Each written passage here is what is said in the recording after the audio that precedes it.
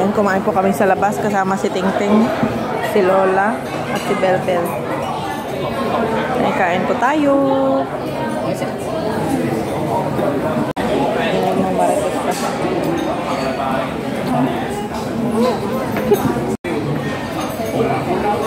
Ay, antok na. Manang-mana sa yaya talaga yung bibig eh. Ganun na agad oh.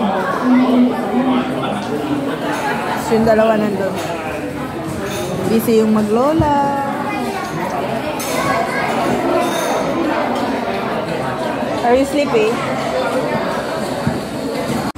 Siyempre, after ng kainan, ayan o, diba, naglalaro na sila dito. Saan ba to? Basta doon sa palaruan ng mga bata. Pwede ding matanda. Kasi may nakikita kong matatanda na naglalaro din dyan. Kaya ayan, tuwang-tuwa yung dalawang yan. Grabe, bonggang sa card. Kasi Lola ay nakaupo lang sa tabi, pinapanood yung kambal. O, diba? Kita niyo masaya lang yung kambal. Okay, masaya na po. O ako naman, at iba ang tinitingnan ko dito. At ayan nga, inaabangan ko kung tutumba ba talaga o hindi. Ay, alam mo ba kung ano yan? O, talaga namang hinihintay ko. Dami ko kung hinihintay ng oras dyan. Kasi habang nag-iikot yung kambal, dito ako nakatayo sa likod ng naglalaro niya, diba? Si Lola naglalaro niya. Hindi si Lola ko, yung Lola dyan. Ito yung parang, ano na siya, pang Lola na yung kamay, diba? Ayan o, bonggang-bongga talaga naman. Sige, tumbahin ko eh. Tumbahin mo lang. Ayan, bigat-bigat, ang dami-dami. Ano kayo mangyayari pag natumbayan, no? Talagang hinihintay ko kung paano natutumbayan. Dali na, itumba mo. Itumba mo ang token. Ayan.